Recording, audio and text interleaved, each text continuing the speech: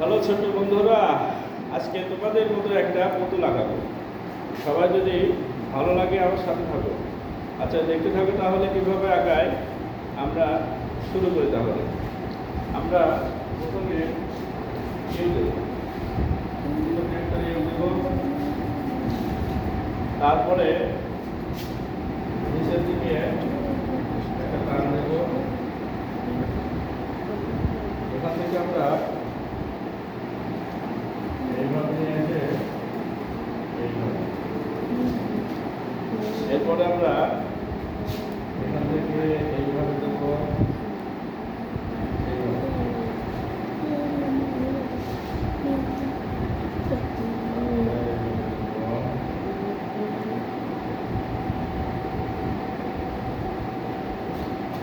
এরপরে আমরা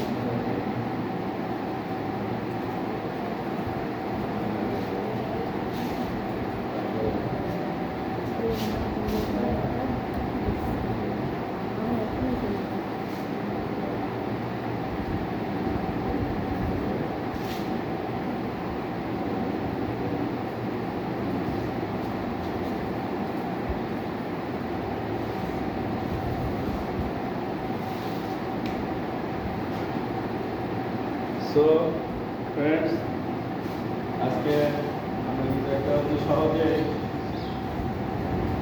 একটা বেবি ডল আঁকাই ফেললাম।